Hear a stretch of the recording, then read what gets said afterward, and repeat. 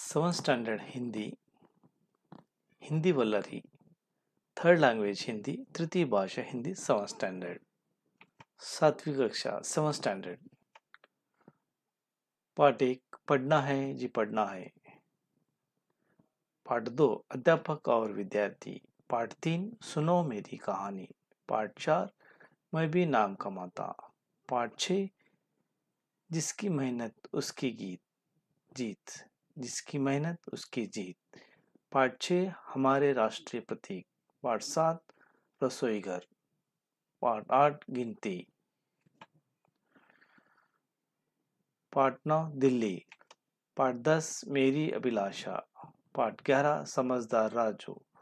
पाठ 12 मित्र के नाम पत्र। पाठ 13 बोल उठी बिटिया। पाठ 14 अक्ल चली बला टली। पाठ 15 गिनती। पाठ 16 बूंद बूंद से सागर। पाठ 17 सिकंदर और पूर्वा। 7th स्टैंडर्ड पार्ट एक पढ़ना है जी पढ़ना है। इस पाठ के इस पोयम के लेखक चंद्रपाल सिंह यादव महक हैं। इस कविता के द्वारा बच्चे पढ़ाई और मेहनत का महत्व समझते हैं। पढ़ना जी है पढ़ना, पढ़ना है जी पढ़ना है, हमको ऊपर चढ़ना है। थोड़े दिन की बात और है, जमकर खूब पढ़ेंगे हम। इम्तहान में ताल ठोक कर कुश्ती खूब लड़ेंगे हम। पास इम्तहान में करना है, पढ़ना है जी पढ़ना है। फिर गर्मी की छुट्टी होगी, होंगे मौज मजे के दिन। पिक्चर होगी, पिकनिक होगी, होंगे तब मस्ती के दिन। मेहनत से क्या डरना है, पढ़ना है जी पढ़ना है। पापा मम्मी से लेने हैं फिर तो हमको खूब इनाम। मेहनत से क्या, मेहनत करने वालों की तो सदा मदद करते हैं भगवान। जीवन पथ पर पढ़ना है जी पढ़ना है। ಕನ್ನಡ ಅನುವಾದ ಕನ್ನಡದಲ್ಲಿ ಸಾರಾಂಶ ಓದಬೇಕು, ಓದುವುದು ನಮ್ಮ ಹವ್ಯಾಸ. ಚೆನ್ನಾಗಿ ಓದಿದರೆ ಮೇಲೆತ್ತರಕ್ಕೆ ಹೋಗಬಹುದು. ಸ್ವಲ್ಪ ದಿನದ ಮಾತಾಗಿದೆ, ಆಸಕ್ತಿ ಇಟ್ಟು ಓದಬೇಕು. ಪರೀಕ್ಷೆಯಲ್ಲಿ ಚೆನ್ನಾಗಿ ಬರೆದು ಓದಿದರೆ ಬರೆಯುವ ಮೂಲಕ ಜಾಗೃತರಾಗಬೇಕು. ಪರೀಕ್ಷೆ ಬರುತ್ತಿದೆ, ಪರೀಕ್ಷೆಗೆ ಓದಬೇಕು, ಓದಿ ಮುಂದೆ ಬರಲೇಬೇಕು. ಮತ್ತೆ ಬೇಸಿಗೆ ರಜೆ ಬರಲಿದೆ, ಆಗ ಆಟ ಆಡಬಹುದು, ಸಂತೋಷವಿರಬಹುದು, ಚಲನಚಿತ್ರಕ್ಕೆ ಹೋಗಬಹುದು. ಪ್ರವಾಸಕ್ಕೆ ಹೋಗಿ ಬಂದರೆ ನಮ್ಮ ಮನಸ್ಸು ಆಕಾಶದಲ್ಲಿ ತೇಲುತ್ತಿರುತ್ತದೆ. ಕಷ್ಟಪಟ್ಟು ಮಾಡುವ ಕೆಲಸಕ್ಕೆ ಏಕೆ ಹೆದರಬೇಕು? ಓದಬೇಕು, ಅವರೇ ಓದಲೇಬೇಕು. ತಂದೆ ತಾಯಿಯಿಂದ ಒಳ್ಳೆಯ ಬಹುಮಾನ ತೆಗೆದುಕೊಳ್ಳಬೇಕು. ಕಷ್ಟಪಟ್ಟು ಓದಿ ಚೆನ್ನಾಗಿ ಮಾಡು. ಎಲ್ಲರಿಗೂ ಸದಾಕಾಲ ದೇವರು ಸಹಾಯ ಮಾಡುತ್ತಾನೆ. ದೇವರು ಜೀವನದ ದಾರಿಯಲ್ಲಿ ಅಡೆತಡೆ ನುಗ್ಗಿ ಬಂದ ಮುಂದೆ ಸಾಗಬೇಕು. ಜೀವನದಲ್ಲಿ ದಾರಿಯಲ್ಲಿ ಅಡೆತಡೆ ನುಗ್ಗಿ ಮುಂದೆ ಸಾಗಬೇಕು. ಓದಬೇಕು, ಓದಲೇಬೇಕು. 7th स्टैंडर्ड पार्ट 2 अध्यापक और विद्यार्थी। इस पाठ में अध्यापक और विद्यार्थी के बीच प्रश्नोत्तर चलता है। सरल वाक्यों में चलने वाले यह सवाल जवाब कुशल संवाद का एक नमूने हैं। विद्यार्थी नमस्ते गुरुजी। अध्यापक नमस्कार, तुम्हारा नाम क्या है? विद्यार्थी मेरा नाम रमेश है, ये मेरी बहन है। अध्यापक रमेश तुम्हारी बहन का नाम क्या है? रमेश मेरी बहन का नाम राधा है। अध्यापक राधा तुम कहाँ पढ़ती हो? राधा मैं सरकारी स्कूल में पढ़ती हूँ। अध्यापक यह तुम्हारा भाई है क्या रमेश? अध्यापक यह तुम्हारा भाई है? क्या रमेश? रमेश, हाँ ये मेरे बड़े भाई हैं। अध्यापक, क्या नाम उसका? रमेश, इनका नाम सुहास है। अध्यापक, तुम्हारे पिताजी क्या काम करते हैं? रमेश, मेरे पिताजी वकील हैं। अध्यापक, क्या वे इस शहर में रहते हैं? रमेश, जी हाँ, वे इसी शहर में रहते हैं। गुरुजी, क्या मैं आपका नाम जान सकता हूँ? अध्यापक, हाँ अवश्य, मेरा नाम पवन कुमार है। रमेश, तुम्हारा घर कहाँ है? रमेश, हमारा घर विजयनगर में है। आपका घर कहाँ है गुरुजी? अध्यापक, मेरा घर भी विजयनगर में है। तुम भी मेरे घर आना बेटा। रमेश, हाँ गुरुजी, जरूर आऊंगा। अध्यापक, अच्छा चलो, देर हो रही है। रमेश, धन्यवाद गुरुजी, नमस्ते। ಅಧ್ಯಾಪಕರು ವಿದ್ಯಾರ್ಥಿ ಈ ಪಾಠದ ಸಾರಾಂಶ. ಪ್ರಸ್ತುತ ಪಾಠ ಅಧ್ಯಾಪಕ ವಿದ್ಯಾರ್ಥಿ ನಡುವೆ ನಡೆದ ಸಂಭಾಷಣೆ ರೂಪದಲ್ಲಿರುವ ಗದ್ಯಭಾವವಾಗಿದೆ. ಈ ಸಂಭಾಷಣೆಯಲ್ಲಿ ಶಿಷ್ಯನಿಗೆ ಗುರುವಿನ ಬಗ್ಗೆ ಇರುವ ಗೌರವ ಭಾವನೆಯೊಂದಿಗೆ ಶಿಷ್ಯನ ವಿನಯ ಭಾವ ವ್ಯಕ್ತವಾಗಿದೆ. ಅಧ್ಯಾಪಕರು ರಮೇಶನಿಗೆ ಆತನ ಹೆಸರು ಕೇಳುವ ತನ್ನ ಹೆಸರು ರಮೇಶ್ ಎಂದು ಹೇಳುವನು. ಅಧ್ಯಾಪಕರು ಪ್ರಶ್ನಿಸುತ್ತಾರೆ, ರಮೇಶ್ ಬಗ್ಗೆ ತಿಳಿದುಕೊಳ್ಳುತ್ತಾರೆ. ಅಧ್ಯಾಪಕರು ತಮ್ಮ ಹೆಸರು ಪವನ್ ಕುಮಾರ್ ಎಂದು ತಿಳಿಸುತ್ತಾರೆ. ರಮೇಶ್ ತಂಗಿ ರಾಧಾ ಗೌರ್ಮೆಂಟ್ ಸ್ಕೂಲ್ನಲ್ಲಿ ಓದುತ್ತಾಳೆ. ಅಣ್ಣ ಸುಹಾಸ್ ರಾಧಾ ಅಣ್ಣ ಸುಹಾಸ್ ಎಂದು ತಂದೆ ಅದೇ ನಗರದಲ್ಲಿ ವಕೀಲರಾಗಿರುವೆಂದು ವಿಜಯನಗರದಲ್ಲಿ ತಮ್ಮ ಮನೆ ಇರುವುದಾಗಿ ತಿಳಿಸಿದನು. ಅಧ್ಯಾಪಕರು ಕೂಡ ತಾವು ವಿಜಯನಗರದಲ್ಲಿ ಇರುವುದು ತಿಳಿಸುತ್ತಾರೆ. ಬಿಡುವು ಮಾಡಿಕೊಂಡು ಮನೆಗೆ ಬರಲು ರಮೇಶನಿಗೆ ಹೇಳಿ ಹೊರಟರು. ರಮೇಶನು ಗುರುಗಳಿಗೆ ಯಾವ ದಿನಪತ್ರಿಕೆ ಓದಲು ಚೆನ್ನಾಗಿರುತ್ತದೆ ಎಂದು ಕೇಳಿದಾಗ ಅವರು ಹಿಂದಿಯಲ್ಲಿ ಬಾಲ್ ಜಗತ್ ಎಂದು ಓದಲು ಸಲಹೆ ಕೊಟ್ಟರು. ರಮೇಶನು ಗುರುಗಳಿಗೆ ವಂದಿಸಿ ಹೊರಟನು. पाठ 3, सुनो मेरी कहानी संकलित। इस पाठ के द्वारा छात्र पेड़ों की उपयोगिता और महत्ता को समझ सकते हैं, साथ ही पेड़ों की रक्षा करने का विचार अपना सकते हैं। आओ बच्चों, मेरी छाया में आकर खेलो। तुम्हें देखकर मुझे बड़ी प्रसन्नता होती है। मैं तुम्हें अपनी कहानी सुनाता हूँ। देखो, मेरे 3 हिस्से होते हैं। पहला पत्ते और टहनियाँ, दूसरा तना और तीसरा जड़ें। मैं जड़ों से पानी चूस लेता हूँ। पत्तों के जरिए मैं हवा में सांस लेता हूँ। मेरे कई भाई, जिनके नाम बरगद, पीपल, आम, इमली, अबनुस, हटकल, देवदार आदि। आदमी मुझे तोड़ता है, मुझे काटता है, परंतु उसकी भलाई के लिए मैं वह सब बर्दाश्त करता हूँ। मुझे काट कर वह अपना घर बनाता है, तरह तरह के उपकरण बनाता है। कुछ पेड़ों की लकड़ियाँ जलने के काम आती हैं, तो सभी को अपनी छाया देखकर उनकी थकावट दूर करता हूँ। कुछ पेड़ों की लकड़ियाँ जलाने के काम आती हैं, मैं सभी को अपनी छाया देखकर उनकी थकावट दूर करता हूँ। बच्चे मुझ पर पत्थर फेंकते हैं और मैं उन पर गुस्सा नहीं करता। उन्हें अपनी फल खिलाता हूँ। कुछ नटखट लड़के मेरे तने में अपना नाम खोदते हैं और उस समय मुझे पीड़ा होती है, लेकिन मैं कुछ नहीं बोलती, चुपचाप सह लेती हूँ। इस तरह क्या क्या बच्चे, क्या बड़े, मैं सबका काम आती हूँ।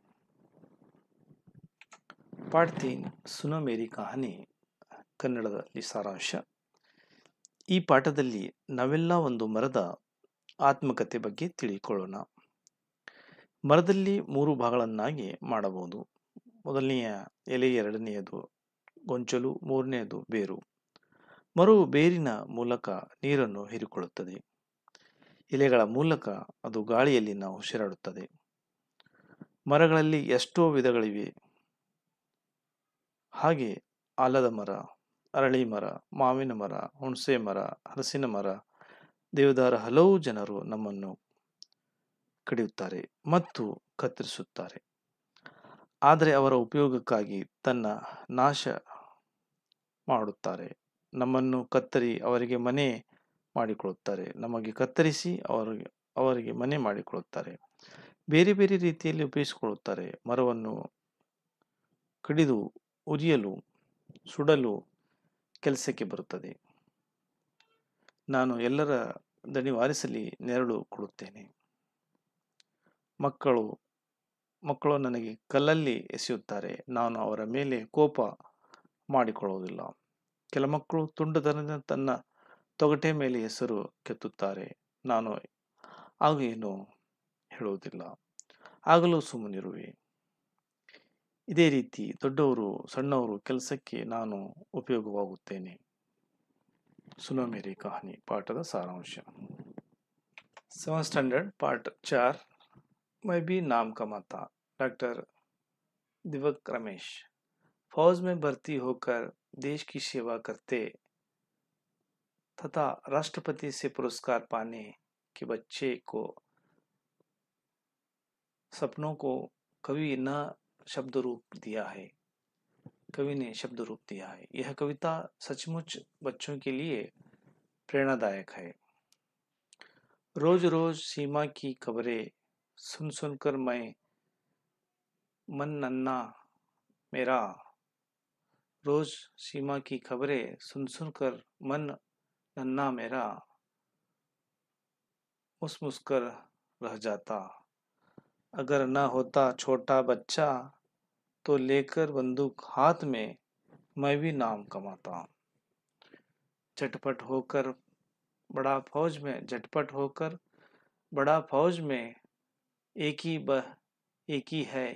ही यही है बस मन में आता। मैं भर्ती हो जाता। माँ कितनी खुश हो जाती जब मैं एक बड़ा सा पुरस्कार भी राष्ट्रपति से पाता। मैं भी नाम कमाता। ಕನ್ನಡದಲ್ಲಿ ಸಾರಾಂಶ. ಒಬ್ಬ ಚಿಕ್ಕ ಬಾಲಕ ಪ್ರತಿದಿನ ದೇಶದ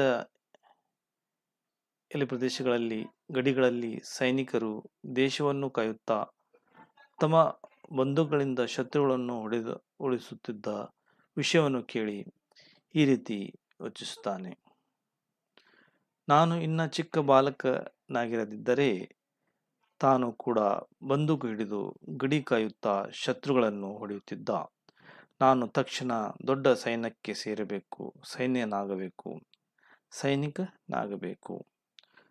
ತಾನು ಗಡಿಯಲ್ಲಿ ದೇಶವನ್ನು ಕಾಯುತ್ತಾ ದೇಶವನ್ನು ರಕ್ಷಿಸಬೇಕು. ಆಗ ರಾಷ್ಟ್ರಪತಿಯವರು ತನಗೂ ದೊಡ್ಡ ಬಹುಮಾನ ಕೊಟ್ಟು ಗೌರವಿಸುವರು. ಇದನ್ನು ಕಂಡು ತಾಯಿ ತುಂಬಾ ಸಂತೋಷ ಪಡುವಳು. ಆದರೆ ಏನು ಮಾಡುವುದು, ನಾನು ಇನ್ನೂ ಚಿಕ್ಕವ, ನಾನು ಸೈನ್ಯಕ್ಕೆ ಸೇರಲಾಗುತ್ತಿಲ್ಲ ಎಂದು ಮನದಲ್ಲಿ ಬಹಳ ದುಃಖಿಸುತ್ತಾನೆ. ತಾನು ಕೂಡ ದೇಶಕ್ಕಾಗಿ ಹೋರಾಡಿ ಹೆಸರು ಗಳಿಸಬೇಕು, ಪ್ರಖ್ಯಾತನಾಗಬೇಕೆಂಬುದು ಮುಗ್ಧ ಬಾಲಕ ಮಹದಾಸೆ ಈ ಪದ್ಯದಲ್ಲಿ ವ್ಯಕ್ತವಾಗಿರುವ ಕವಿ ಬಹಳ ಸೊಗಸಾಗಿ ಚಿತ್ರಿಸಿದ್ದಾರೆ. 7th स्टैंडर्ड हिंदी पाठ 5 जिसकी मेहनत उसकी जीत। इस पाठ के द्वारा छात्र मेहनत, अनुशासन तथा आत्मविश्वास जैसे मूल्यों को सीख सकते हैं। एक चींटी चने के दाल को टुकड़े के आसपास गोल गोल घूम रही थी। टीलू ने पूछा, चींटी रानी, यह क्या कर रही हो? मैं इस दाल को अपने बिल तक ले जाना चाहती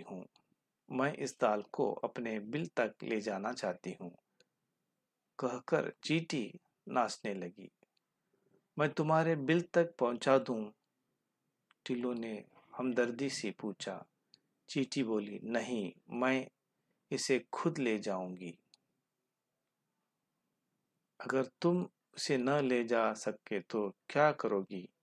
टीलू ने धीरे से पूछा। विश्वास के साथ चींटी ने कहा, कोशिश करने पर भी हारूंगी नहीं। कोशिश करने पर भी हारूंगी नहीं? तुम इतनी मेहनत करोगी? टीलू ने फिर पूछा। इस बार चींटी को गुस्सा आया। वह बोली, मेहनत से काम करना बहुत अच्छी बात है। चलो, अब तुम्हें मुझे काम करने दो। टीलू वहां से चुपचाप हट गया। थोड़ी देर के बाद टीलू वहां गया। उसने देखा कि दाल अपनी जगह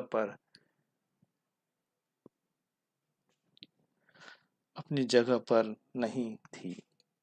कुछ दूरी पर चींटियां कतार में एक के पीछे एक चने की दाल को घसीटे ले जा रही थी।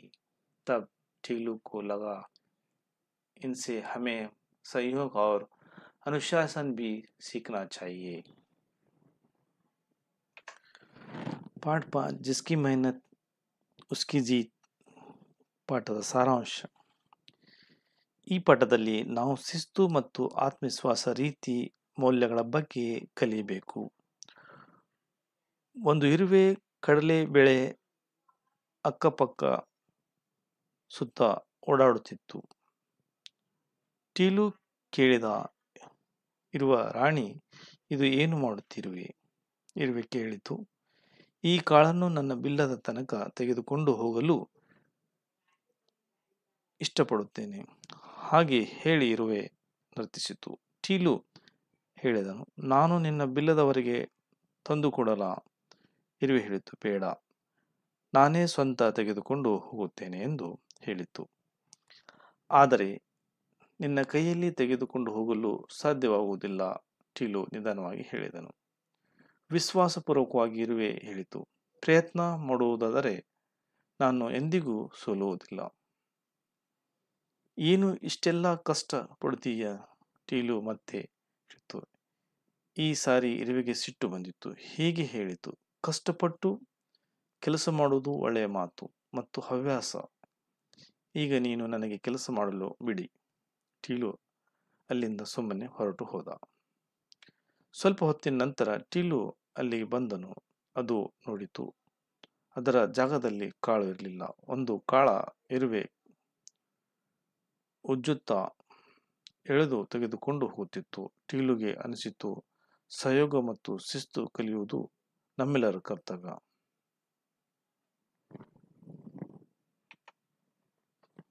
पाठ 6, हमारे राष्ट्र प्रतीक. छात्र इस पाठ के द्वारा राष्ट्रीय प्रतीक परिचय प्राप्त करके इनका सम्मान करना सीख सकते हैं. स्वतंत्र देश की पहचान कराने वाले चिन्ह राष्ट्रीय प्रतीक कहलाते हैं.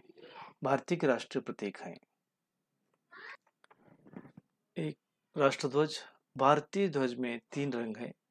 केसरी रंग त्याग और वीरता का प्रतीक है.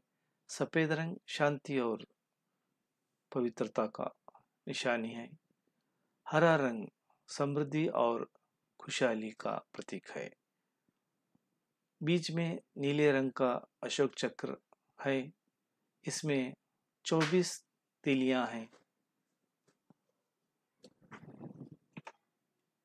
तिरंगा ध्वज देश की आन और शान का प्रतीक है. ಕನ್ನಡದಲ್ಲಿ ಸಾರಾಂಶ. ರಾಷ್ಟ್ರೀಯ ಧ್ವಜ. ಭಾರತದ ಧ್ವಜದಲ್ಲಿ 3 ಬಣ್ಣಗಳಿವೆ. ಕೇಸರಿ ಬಣ್ಣ ತ್ಯಾಗ ಮತ್ತು ವೀರತೆಯ ಸಂಕೇತವಾಗಿದೆ. ಬಿಳಿ ಬಣ್ಣ ಶಾಂತಿ ಮತ್ತು ಪವಿತ್ರತೆಯ ಗುರುತಾಗಿದೆ. ಹಸಿರು ಬಣ್ಣ ಸಮೃದ್ಧಿ ಮತ್ತು ಕುಶಲತೆಯ ಸಂಕೇತವಾಗಿದೆ. ಮಧ್ಯದಲ್ಲಿ ನೀಲಿ ಬಣ್ಣದ ಅಶೋಕ್ ಚಕ್ರವಿದೆ. ಇದರಲ್ಲಿ 24 ಗೆರೆಗಳಿವೆ. ತ್ರಿವರ್ಣ ಧ್ವಜ ದೇಶದ ಸ್ಥಾನ ಮತ್ತು ಮಾನದ ಪ್ರತೀಕವಾಗಿದೆ. राष्ट्र चिन्ह. हमारा राष्ट्र चिन्ह अशोक स्तंभ से लिया गया है. यह 4 मुखों वाला सिंह है. बीच में धर्म चक्र है. चक्र की ओर सांड और दूसरी ओर घोड़े का चित्र है. नीचे हिंदी में सत्यमेव जयते लिखा हुआ है. ಕನ್ನಡ ಮೇಧಮ ರಾಷ್ಟ್ರೀಯ ಚಿಹ್ನೆ ನಮ್ಮ ರಾಷ್ಟ್ರೀಯ ಚಿಹ್ನೆ ಅಶೋಕ ಸ್ತಂಭದಿಂದ ಆರಿಸಿಕೊಳ್ಳಲಾಗಿದೆ. ಇದು 4 ಮುಖದ ಶ್ರೇಯವಾಗಿದೆ. ಮಧ್ಯದಲ್ಲಿ ಧರ್ಮ ಚಕ್ರವಿದೆ. ಚಕ್ರದ ಒಂದು ಕಡೆ ಹೋರಿ ಮತ್ತು ಇನ್ನೊಂದು ಕಡೆ ಕುದುರೆಯ ಚಿತ್ರವಿದೆ. ಅದರ ಕೆಳಗೆ ಹಿಂದಿಯಲ್ಲಿ ಸತ್ಯಮೇವ ಜಯತೆ ಎಂದು ಬರೆಯಲಾಗಿದೆ. 3. राष्ट्रगान. भारत का राष्ट्रगान जनगण मन है. रविन्द्रनाथ टैगोर ने यह गीत लिखा है. राष्ट्रगान राष्ट्रगीत हमारे राष्ट्रीय पर्व तथा विद्यालय में गाया जाता है. राष्ट्रगान राष्ट्रीय समारोह राष्ट्रीय पूर्व तथा विद्यालयों में गाया जाता है. इसको गाने में 52 सेकंड का समय लगता है. राष्ट्रगान की धुन सुनते ही खड़े होकर सम्मान देना हमारा कर्तव्य है. ರಾಷ್ಟ್ರಗೀತೆ. ಭಾರತ ರಾಷ್ಟ್ರಗೀತೆ ಜನಗಣ ಮನವಾಗಿದೆ. ರವೀಂದ್ರನಾಥ್ ಟ್ಯಾಗೋರ್ ಅವರು ಈ ಗೀತೆಯನ್ನು ಬರೆದಿದ್ದಾರೆ. ರಾಷ್ಟ್ರಗೀತೆ ರಾಷ್ಟ್ರದ ಸಮಾರಂಭ, ರಾಷ್ಟ್ರೀಯ ಹಬ್ಬ ಹಾಗೂ ವಿದ್ಯಾಲಯಗಳಲ್ಲಿ ಹಾಡಲಾಗುತ್ತದೆ. ಇದನ್ನು ಹಾಡಲು 52 ಸೆಕೆಂಡ್ ಸಮಯ ಬೇಕಾಗುತ್ತದೆ. ರಾಷ್ಟ್ರಗೀತೆ ಕೇಳಿದ ತಕ್ಷಣ ಎದ್ದು ನಿಲ್ಲುವ ನಮ್ಮ ಧರ್ಮ ಮತ್ತು ಕರ್ತವ್ಯವಾಗಿದೆ. 4. राष्ट्रीय प्राणी. बाघ हमारे देश का राष्ट्रीय प्राणी है. बाघ सुंदरता और शक्ति का प्रतीक है. इसके शरीर पर घारियां होती हैं. यह पशु जंगल में तथा राष्ट्रीय अभयारण्यों में पाया जाता है. ರಾಷ್ಟ್ರೀಯ ಪ್ರಾಣಿ. ಹುಲಿ ನಮ್ಮ ದೇಶದ ರಾಷ್ಟ್ರೀಯ ಪ್ರಾಣಿ. ಹುಲಿ ಸೌಂದರ್ಯ ಮತ್ತು ಶಕ್ತಿ ಪ್ರತೀಕವಾಗಿದೆ. ಇದರ ಶರೀರದ ಮೇಲೆ ಬಣ್ಣದ ಗೆರೆಗಳು ಇರುತ್ತವೆ. ಈ ಪ್ರಾಣಿ ಕಾಡುಗಳಲ್ಲಿ, ರಾಷ್ಟ್ರೀಯ ಅಭಯಾರಣ್ಯಗಳಲ್ಲಿ ಕಂಡುಬರುತ್ತದೆ. 5. राष्ट्रीय पक्षी. हमारे देश का राष्ट्रीय पक्षी मोर है. इसके पंख रंग बिरंगे होते हैं. गर्दन नीली तथा लंबी होती है. इसका नृत्य बड़ा ही मनमोहक होता है. मोर प्राय वर्षा ऋतु में नाचता है. ಕನ್ನಡ ಅನುವಾದ. ರಾಷ್ಟ್ರೀಯ ಪಕ್ಷಿ ನಮ್ಮ ದೇಶದ ರಾಷ್ಟ್ರೀಯ ಪಕ್ಷಿ ನವಿಲು. ಇದರ ರೆಕ್ಕೆ ಪುಕ್ಕಗಳು ಬಣ್ಣದಿಂದ ಕೂಡಿರುತ್ತದೆ. ಅದರ ಕುತ್ತಿಗೆ ನೀಲಿ ಹಾಗೂ ಉದ್ದವಾಗಿದೆ. ಇದರ ನೃತ್ಯ ತುಂಬಾ ಮನಮೋಹಕವಾಗಿದೆ. ನವಿಲು ಮಳೆಗಾಲದಲ್ಲಿ ನೃತ್ಯ ಮಾಡುತ್ತದೆ. 6. राष्ट्रीय पुष्प. कमल भारत का राष्ट्रीय पुष्प है. यह सत्य और पवित्रता का प्रतीक है. कमल तालाब और झीलों के कीचड़ में खिलता है. इसकी जड़ें पानी के नीचे होते हैं. पत्ते और पुष्प ऊपर होते हैं. ये सभी चिन्ह देश की स्वतंत्रता, एकता और गौरव को प्रदर्शित करते हैं. इनका सम्मान करना हमारा कर्तव्य है. ಕನ್ನಡ ಅನುವಾದ. ರಾಷ್ಟ್ರೀಯ ಪುಷ್ಪಗಳು. ಕಮಲ ಭಾರತ ರಾಷ್ಟ್ರೀಯ ಪುಷ್ಪವಾಗಿದೆ. ಇದು ಕೆರೆಗಳ ಕೆಸರಿನಲ್ಲಿ ಹರಡುತ್ತದೆ. ಇದರ ಬೇರುಗಳು ನೀರಿನಲ್ಲಿ ಕೆಳಗೆ ಇರುತ್ತವೆ. ಎಲೆ ಮತ್ತು ಹೂ ನೀರಿನಲ್ಲಿ ತೇಲುತ್ತದೆ. ಈ ಎಲ್ಲ ಚಿಹ್ನೆಗಳು ದೇಶದ ಸ್ವತಂತ್ರ ಒಗ್ಗಟ್ಟು ಮತ್ತು ಗೌರವವನ್ನು ಪ್ರದರ್ಶಿಸುತ್ತದೆ. ಇದನ್ನು ಜವಾಬ್ದಾರಿಯಿಂದ ಕಾಪಾಡುವುದು ನಮ್ಮೆಲ್ಲರ ಕರ್ತವ್ಯವಾಗಿದೆ. पाठ 7. रसोई घर. छात्र इस कविता के द्वारा रसोई घर में प्रस्तुत कुछ वस्तुओं के हिंदी शब्दों के प्रयोग से परिचित होंगे. आज रसोई घर की खिड़की मुन्ना मुन्नी खोल रहे हैं. अंदर देखा चकला बोलने अंदर देखा चकला बोलना बेलन चकला बेलन चाकू चलने बोल रही है. चाकू चलनी बोल रही है. मैं चाकू सब्जी फल काटूं. टुकड़ा टुकड़ा सबको बांटूं, गाजर मूली प्याज टमाटर, छिलो काटो रखो सजाकर, गोल चांद सी हूं मैं थाली, बस सह सकती हूँ बनकर थाली, मुझ में रोटी सब्जी डाली और सभी ने चटपट खाली. ಕನ್ನಡದಲ್ಲಿ ಅನುವಾದ ಪಾಠ 7 ಸಾರಾಂಶ. ಇಂದಿನ ದಿನಗಳಲ್ಲಿ ಮುನ್ನಾಮುನ್ನಿ ಅಡುಗೆ ಮನೆಯ ಕಿಟಕಿಯನ್ನು ತೆರೆದು ನೋಡುತ್ತಾರೆ. ಮನೆಯ ಕಿಟಕಿ ತೆರೆದು ನೋಡುತ್ತಾರೆ. ಒಳಗೆ ನೋಡಿದರೆ ಲಟ್ಟಣಿಕೆ ಮತ್ತು ಒತ್ತುಡಿ ಚಾಕು ಜಾಲ ಹೇಳುತ್ತಿತ್ತು. ನಾನು ಚಾಕು ತರಕಾರಿ ಹಣ್ಣುಗಳನ್ನು ಕತ್ತರಿಸಿ ಎಲ್ಲರಿಗೂ ಹಂಚಲೆ. ಕ್ಯಾರೆಟ್, ಮೂಲಂಗಿ, ಈರುಳ್ಳಿ, ಟೊಮ್ಯಾಟೊ ಸಿಪ್ಪೆ ತೆಗೆದು ಕತ್ತರಿಸಿ ಇಡಲ, ರೆಡಿ ಮಾಡಿ ಕೊಡಲ. ಗೋಲಾಕಾರ ಚಂದ್ರ ನಿಂತಿರುವ ತಟ್ಟೆಯನ್ನು ಹೊಡೆದು ಚಪ್ಪಾಳೆಯಂತೆ ಶಬ್ದ ಮಾಡಬಹುದು. ತಟ್ಟೆ ಹೇಳುವುದೆಂದರೆ ನನ್ನಲ್ಲಿ ರೊಟ್ಟಿ ಪಲ್ಯ ಹಾಕಿಕೊಂಡು ಮತ್ತು ಎಲ್ಲರೂ ಬೇಗ ಬೇಗ ಬಿಸಿ ಊಟ ತಿನ್ನಿ. ಪಾಠ 8 गिनती 51, 51, 52, 53, 54, 55, 56, 56, 57, 58, 59, 60, 61, 62, 63, 64, 65, 66, 67, 68, 69, 70. ವಿದ್ಯಾರ್ಥಿ ಪ್ರಾಕ್ಟೀಸ್ ಕರೆ. 51ರಿಂದ 70ರವರೆಗೆ ಹಿಂದಿಯಲ್ಲಿ ಯಾವ ರೀತಿ ಉಚ್ಚಾರಣೆ ಮಾಡಬೇಕು ಇಲ್ಲಿ ಕೊಡಲಾಗಿದೆ. ವಿದ್ಯಾರ್ಥಿಗಳು ಪ್ರಯತ್ನ ಮಾಡಿ ಬೇಕು. पाठ 9 दिल्ली. भारत की राजधानी दिल्ली के विभिन्न स्थानों का परिचय कराना इस पाठ का उद्देश्य है. भारत हमारा देश है. दिल्ली इसकी राजधानी है. इस विशाल नगर में हम पुराने और नई सभ्यता की झलक पा सकते हैं. लाल किला. दिल्ली का लाल किला बहुत प्रसिद्ध है. इसके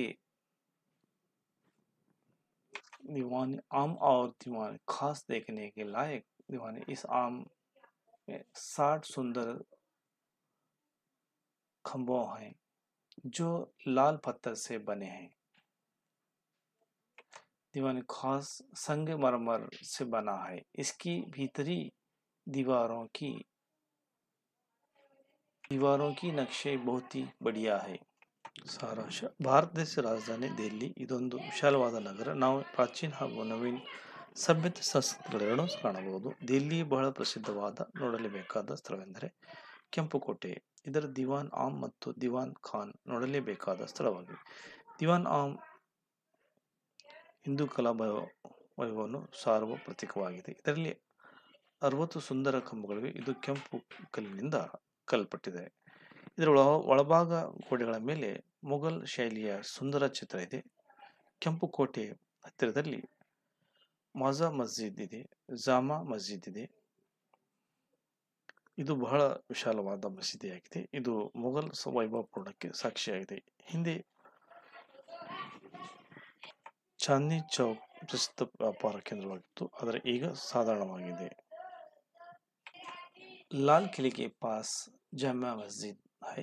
यह बहुत बड़ी मस्जिद है. यह मुगल बादशाहों की शान शौकत की यादगार है. दिल्ली से थोड़ी दूर पर कुतुब मीनार. आसमान से बातें करने वाली यह मीनार बहुत सुंदर है. यह 238 फुट ऊंची है. ದಿಲ್ಲಿ ಸ್ವಲ್ಪ ದೂರದಲ್ಲಿ ಕುತುಬ್ ಮಿನಾರ್. ಇದರ ಎತ್ತರ 238 ಅಡಿ. 1000 ಮೆಟ್ಟಿಲುಗಳಷ್ಟು ಹತ್ತಿ ಮೇಲೆ ಹೋಗಬೇಕಾದ್ದು. ಮೇಲೆ ಹತ್ತಿ ನೋಡಿದಾಗ ದೆಹಲಿಯ ಸುಂದರ ಮನೋಹರ ದೃಶ್ಯ ಕಂಡು ಬರುತ್ತದೆ. नई दिल्ली शोभा अनोखी और भारत सरकार का सचिवालय है.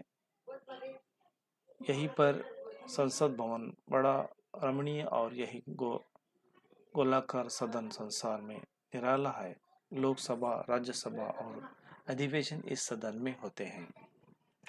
राष्ट्रपति भवन। राष्ट्रपति भवन भारत के राष्ट्रपति का निवास स्थान है। राष्ट्रपति देश विदेश के अपने अतिथियों को आदर सत्कार यहीं पर करते हैं। राष्ट्रपति का कार्यालय भी इस भवन में है। इस भवन के एक और भाग वस्तु संग्रहालय है।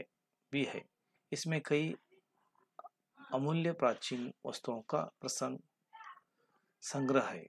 दिल्ली में इसके अलावा राजघाट, शांतिवन, जंतर मंतर, कनॉट प्लेस, बिरला भवन, लक्ष्मी नारायण का मंदिर आदि अनेक दार्शनिक स्थान हैं।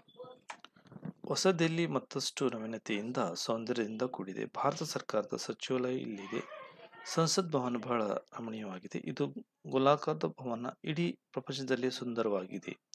ಸಂಸತ್ ಅಧಿವೇಶನ ಕೂಡಲೇ ಇಲ್ಲಿ ನಡೆಯುತ್ತದೆ. ರಾಷ್ಟ್ರಪತಿ ಭವನ ರಾಷ್ಟ್ರಪತಿ ನಿವಾಸ ಸ್ಥಾನವಾಗಿದೆ.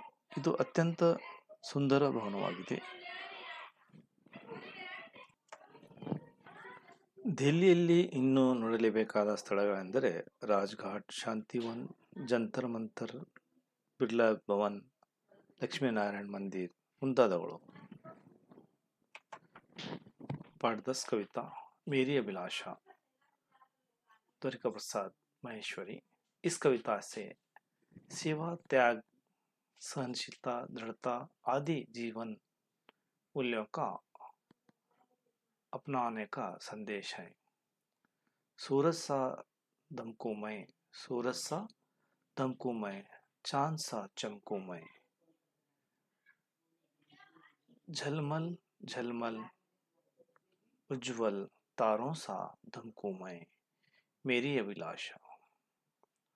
फूलों सा महकूं मैं, वेगों सा चहकूं मैं, गूंजत कर वन उपवन, कोयल सा कूकूं मैं, मेरी अभिलाषा। नभ से निर्मलता लूं, शशि से शीतलता लूं, धरती से सहिष्णुता, पर्वत से दृढ़ता लूं, मेरी अभिलाषा। मेरी अभिलाषा ಸಾರಾಂಶ. ಕವಿ ದ್ವಾರಿಕಾ ಪ್ರಸಾದ್ ಮಹೇಶ್ವರಿ ಅವರು ಅಭಿಲಾಷೆ ಬಗ್ಗೆ, ಇಚ್ಛೆ ಬಗ್ಗೆ, ಸೇವೆ, ತ್ಯಾಗ, ಸಹನಶೀಲತೆ, ದೃಢತೆ, ಹಲವು ಜೀವನದ ಮೌಲ್ಯಗಳ ಬಗ್ಗೆ ಸಂದೇಶ ಕೊಟ್ಟಿದ್ದಾರೆ. ಸೂರ್ಯನ ತರಹ ಪ್ರಕಾಶಮಾನವಾದ ಚಂದ್ರನ ಹಾಗೆ ತಣ್ಣಗೆ ಹೊಳೆಯುವ, ಶಾಂತಿಯಂತೆ ಉಜ್ವಲಿಸುವ, ನಕ್ಷತ್ರಗಳಂತೆ ಕಂಗೊಳಿಸುವ ನಮ್ಮ ಇಷ್ಟವಾಗಿದೆ. ಹೂಗಳಂತೆ ಪರಿಮಳ, ಪಕ್ಷಿಗಳಂತೆ ಚಿಲಿಪಿಲಿ, ಕಾಡಿನಲ್ಲಿ ತೂಗಾಡುವ ಗಿಡ ಮರಗಳು, ಕೂಗಿಯ ಇಂಪಾದ ಹಾಡು ಮತ್ತು ನರ್ತನದ ಅಭಿಲಾಷೆ ಇರುತ್ತದೆ. ಆಕಾಶದಂತೆ ನಿರ್ಮಲತೆ ಇರಲು ಇಷ್ಟ, ಚಂದ್ರನ ಶೀತಲತೆ, ಭೂಮಿಯಿಂದ ತಾಳ್ಮೆ, ಸಹಿಷ್ಣುತೆ, ಪರ್ವತದಿಂದ ದೃಢತೆ ನಿಮ್ಮೆಲ್ಲರ ಅಭಿಲಾಷೆ. पाठ 11 समझदार राजू। इस पाठ से बच्चे जानकारी प्राप्त कर सकते हैं कि मुसीबत के समय घबराना नहीं चाहिए और हिम्मत से काम लेना चाहिए। राजू कक्षा 4 में पढ़ता था। वह बड़ा समझदार और बहादुर बच्चा था। इसके खेत के पास से रेल की पटरी गुजरती थी। एक दिन वह अपने खेत से घर लौट रहा था। तभी उसकी नजर एक टूटी हुई रेल की पटरी पर पड़ी। राजू घबरा गया और इधर उधर देखने लगा ताकि वह किसी को उसके विषय में बता सके, लेकिन उसे आसपास कोई व्यक्ति नहीं दिखाई दिया। तभी उसे दूर से आती रेलगाड़ी दिखाई दी। वह चिंता में पड़ गया। अगर वह गाड़ी रोकी नहीं गई तो अनेक लोगों की जान चली जाएगी। गाड़ी धीरे धीरे उसी ओर बढ़ती चली आ रही थी। अचानक उसके एक उपाय सूझा। उसने जल्दी से अपना लाल कमीज उतारी और उसे एक डंडे से बांधकर रेलगाड़ी की तरफ जोर जोर से लहराने लगा। रेलगाड़ी के ड्राइवर ने उसे लाल कपड़ा लहराते हुए देख लिया। उसे किसी अनजान खतरे का एहसास हो गया और गाड़ी रोक दी। अचानक गाड़ी रुकने से रेलगाड़ी के यात्री इधर-उधर देखने लगे। फिर जब उनको पता चला कि एक बच्चे की सूझबूझ से उनकी जान संकट में आने से बची है, तो तभी उसे शाबाशी देने लगे। बाद में गणतंत्र दिवस के अवसर पर उस बच्चे को बहादुरी के लिए स्कूल के प्रधानाचार्य द्वारा पुरस्कार दिया गया। ಪಾಠ 11 ಸಮಜ್ದಾರ್ ರಾಜು. ಈ ಪಾಠದ ಸಾರಾಂಶ. ರಾಜು ಎಂಬ ಹುಡುಗ 4ನೇ ತರಗತಿಯಲ್ಲಿ ಓದುತ್ತಿದ್ದ. ಅವನು ಬುದ್ಧಿವಂತ ಮತ್ತು ಧೈರ್ಯವಂತ ಬಾಲಕ. ಅವರ ಹೊಲದ ಹತ್ತಿರ ರೈಲು ಕಂಬಿ ಹಾಕಿದರೂ ಒಂದು ದಿನ ಮನೆಗೆ ಬರುತ್ತಿದ್ದ. ಆಗ ಒಂದು ಕಂಬಿ ಮುರಿದಿತ್ತು. ಅವನ ಕಣ್ಣಿಗೆ ಬಿತ್ತು.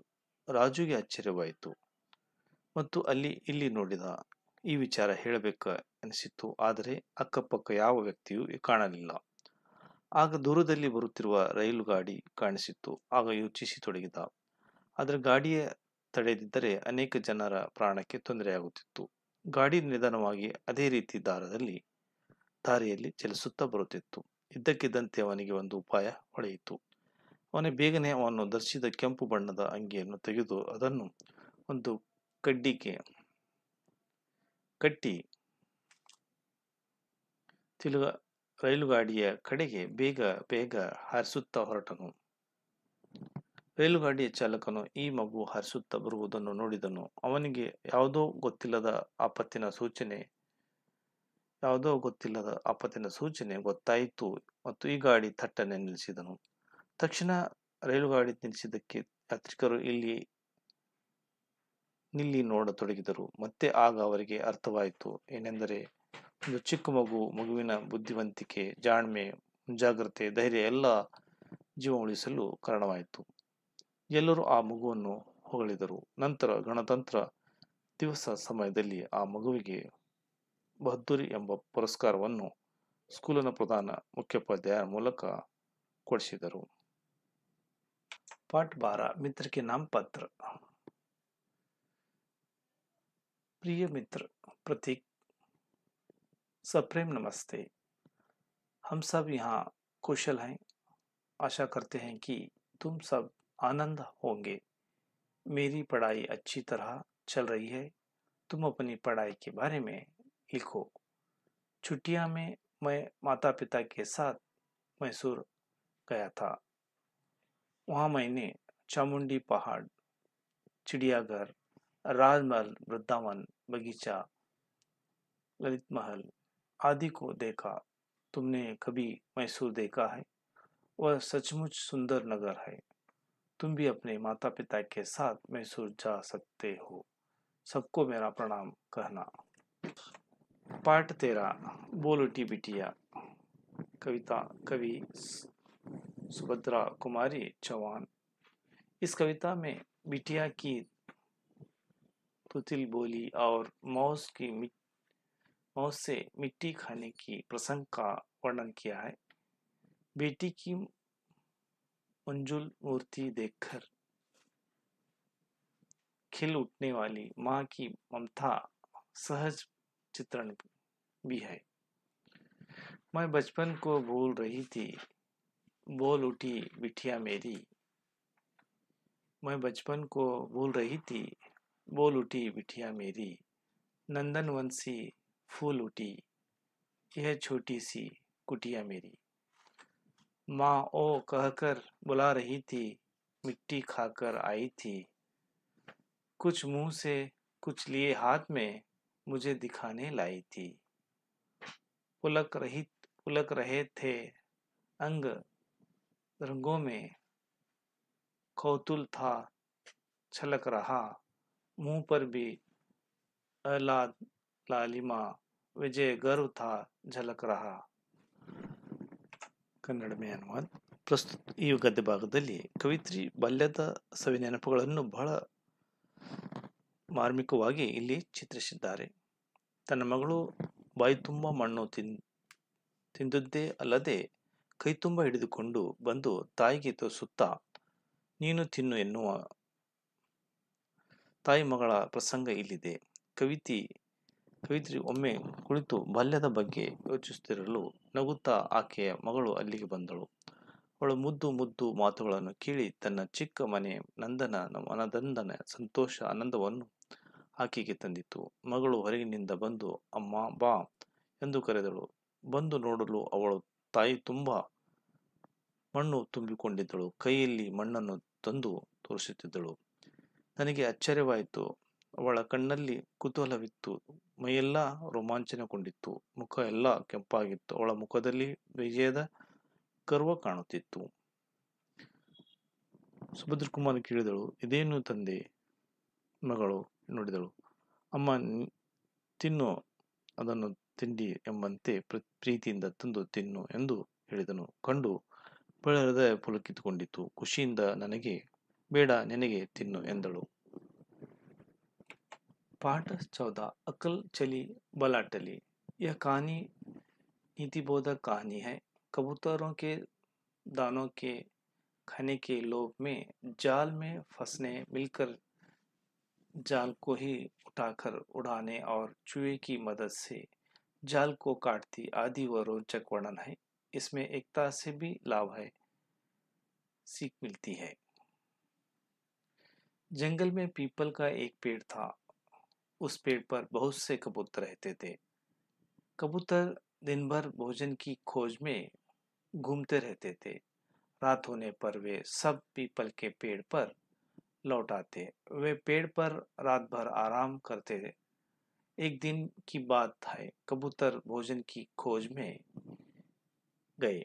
थोड़ी दूर उड़ने पर एक छोटा सा कबूतर बोला, देखो इधर उधर, देखो उधर, देखो कितने दाने बिखरे पड़े हैं। धरती पर कितने दाने बिखरे पड़े हैं। कबूतर उधर देखने लगे। उन्हें धरती पर बहुत से दाने दिखाई पड़े। कबूतर धीरे धीरे नीचे उतरने लगे। तभी एक बूढ़ा कबूतर बोला, ठहरो ठहरो, अभी मत उतरो। जंगल में इतने दानों कहाँ से आए? एक दूसरे कबूतर बोला, कहीं से भी आए, आओ हम मिलकर दाना खाएं। कबूतर धरती पर उतरने लगे, पर बूढ़ा कबूतर उनके साथ नहीं गया। कबूतर दानों चुनने लगे।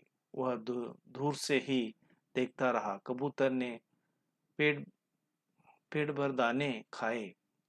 वे उड़ने चाहते तो पर भी उड़ न सके। वे जाल में फंस गए थे। तभी एक कबूतर चिल्लाने लगा, उधर देखो, कोई आ रहा है और वह बहेलिया है, वह हमें पकड़ने आ रहा है। बूढ़ा कबूतर बोला, घबराओ मत, सब मिलकर जोर लगाओ और एक साथ जाल को लेकर उड़ चलो।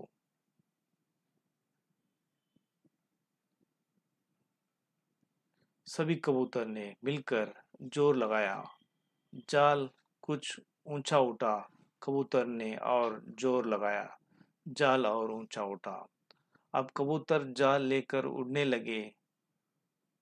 बूढ़ा कबूतर आगे आगे उड़ रहा था। सब कबूतर उसके पीछे उड़ने लगे। बूढ़ा कबूतर उन्हें लेकर बहुत से दूर उड़ गया। उसने एक पेड़ की तरफ इशारा किया। वह बोला, इस पेड़ के नीचे उतर जाओ। यहाँ एक चूहा रहता है। वह मेरी मित्र है। वह हमारी मदद करेगा। बूढ़ा कबूतर चूहे को बोला गया कि चूहे ने जाल काट दिया और कबूतर जाल से निकल आए। उन्होंने चूहे को धन्यवाद दिया। ಅಕಲ್ ಚಲಿ ಬಲಾಟಲಿ. ಸಾರಾಂಶ: ಪ್ರಸ್ತುತ ಒಗ್ಗಟ್ಟಿನಲ್ಲಿ ಬಲವಿದೆ ಎಂಬುದು ಒಂದು ನೀತಿ ಬೋಧಕ ಕಥೆಯಾಗಿದೆ. ಪಾರಿವಾಳ ಧಾನ್ಯ ತಿನ್ನುವ ದುರಾಸೆಯಲ್ಲಿ ಬೇಡನ ಬಲೆಗೆ ಬೀಳುವ ನಂತರ ಒಟ್ಟಾಗಿ ಬಲೆ ಎತ್ತಿಕೊಂಡು ಹಾರಿ ಹೋಗುವುದು. ನಂತರ ಇಲ್ಲಿ ಸಹಾಯದಿಂದ ಬಂಧಮುಕ್ತರಾಗುವ ಈ ಕಥೆ ಮುಖ್ಯಾಂಶವಾಗಿದೆ. ಒಂದು ಕಾಡಿನ ರಳಿನ ಮರದ ಮೇಲೆ ಹಲವಾರು ಪಾರಿವಾಳಗಳು ವಾಸವಾಗಿದ್ದವು. ಆ ಪಾರಿವಾಳಗಳು ದಿನದಲ್ಲಿ ಆಹಾರ ಹುಡುಕಿಕೊಂಡು ಹೊರಗೆ ಹೋಗುತ್ತಿದ್ದವು.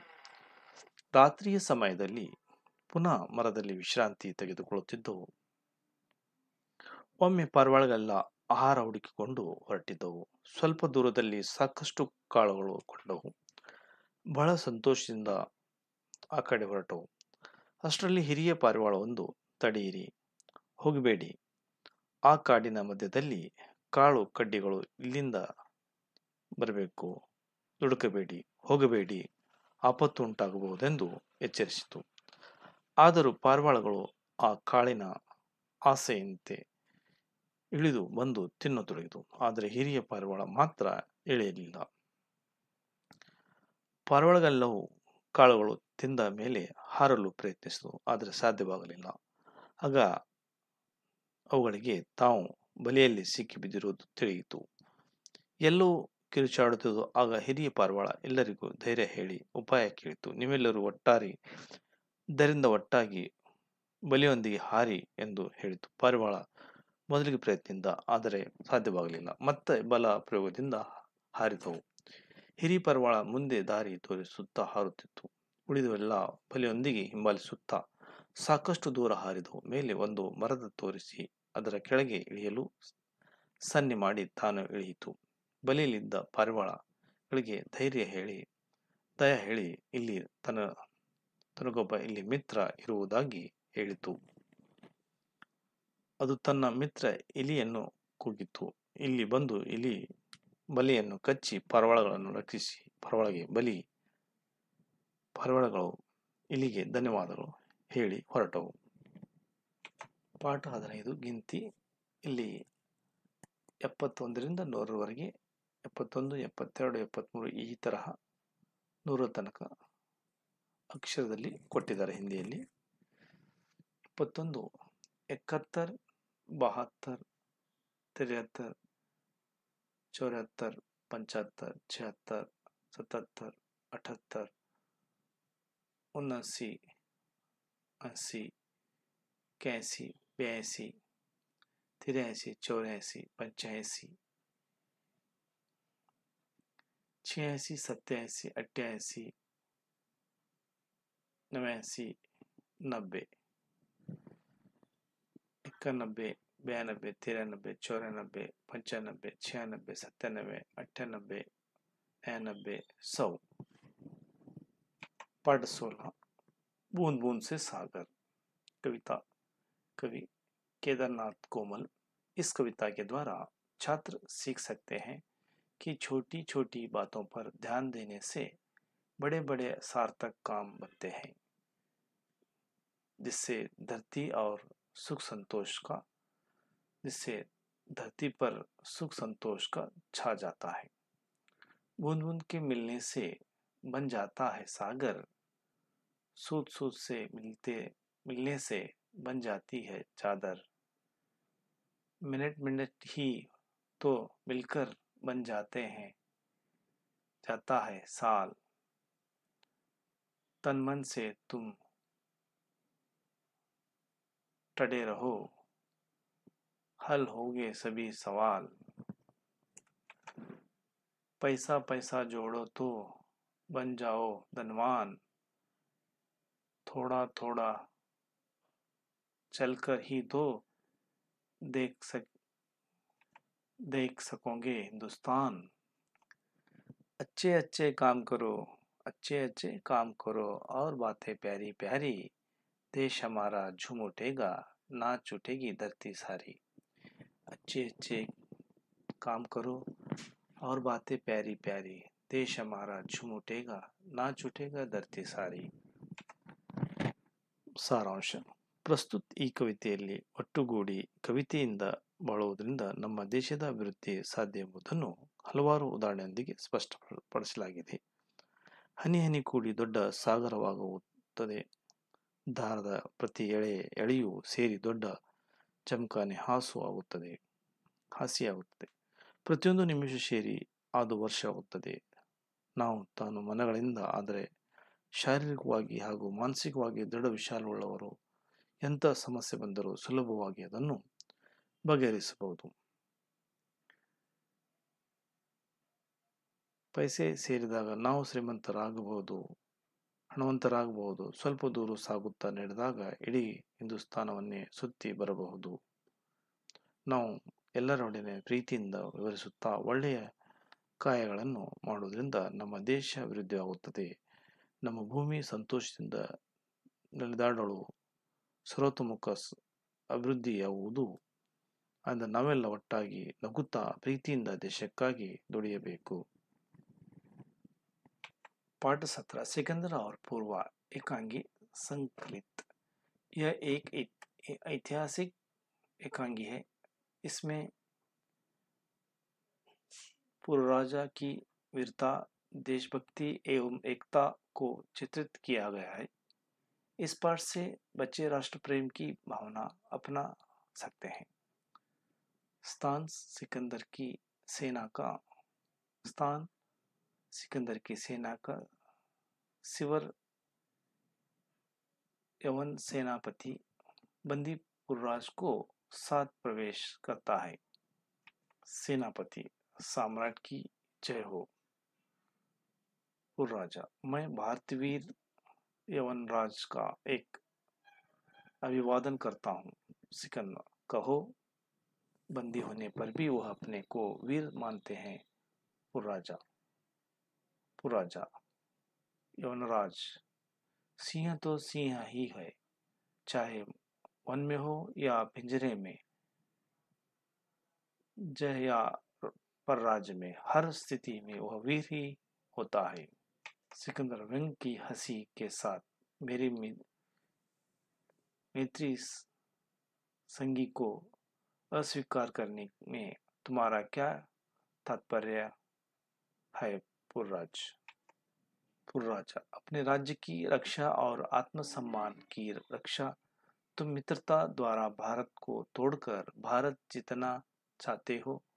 सिकंदर तुम्हारा वचन सत्य है।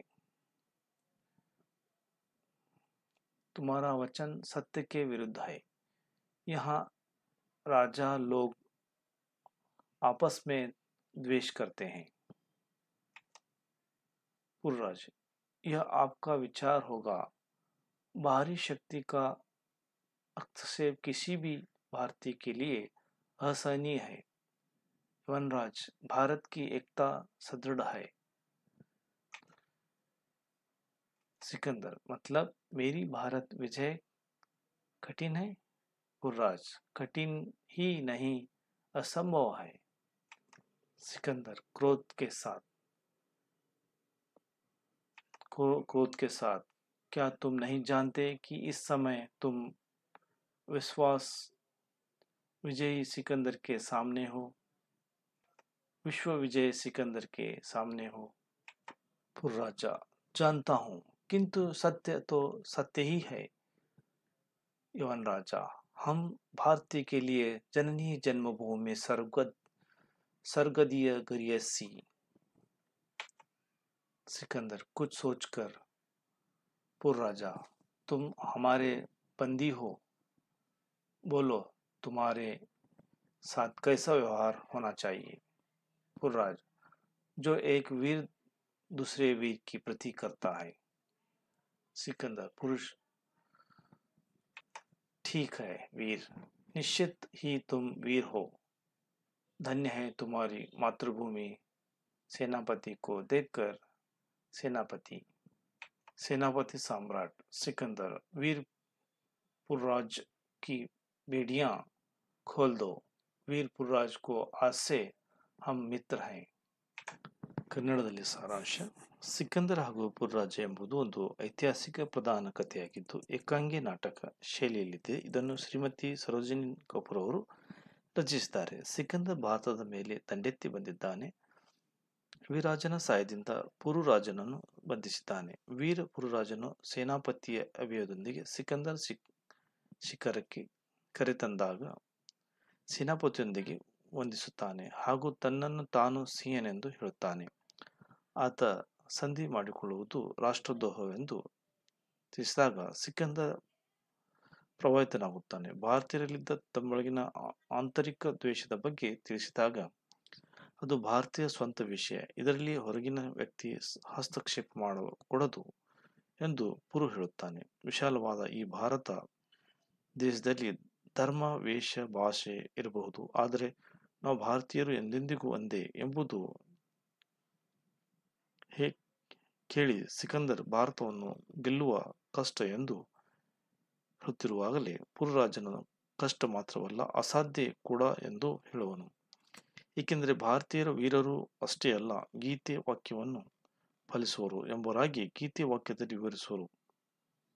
ಇದನ್ನು ಕೇಳಿದ ಸಿಕಂದರ್ ಪುರರಾಜನಿಗೆ ನಿನ್ನ ಜೊತೆಯಾಗಿ ಹೇಗೆ ವಿವರಿಸಬೇಕು ಎಂದು ಕೇಳಲು ಪುರುರಾಜನು ಒಬ್ಬ ವೀರ ಮತ್ತೊಬ್ಬ ವೀರರೊಡನೆ ವಿವರಿಸುವಂತೆ ಎಂದು ಹೇಳಿದಾಗ ಸಿಕಂದರನಿಗೆ ಬಹಳ ಸಂತೋಷವಾಯಿತು. ಪುರುರಾಜನನ್ನು ಬಂಧನದಿಂದ ಮುಕ್ತಗೊಳಿಸಿ ಒಂದು ಕೈಯಿಂದ ಪುರುರಾಜನನ್ನು ಮತ್ತೊಂದು ಕೈಯಿಂದ ಅಭಿರಾಜನನ್ನು ಹಿಡಿದು ಇಂದಿನಿಂದ ನಾವೆಲ್ಲ ಮಿತ್ರರು ಎಂದು ಸಂತೋಷದಿಂದ ಒಪ್ಪಿಕೊಳ್ಳುವುದು, ಮೈತ್ರಿ ಉತ್ಸವ ಆಚರಿಸೋಣವೆಂದು ಹೇಳಿ ಎಲ್ಲರೂ ಹೊರಡುವರು.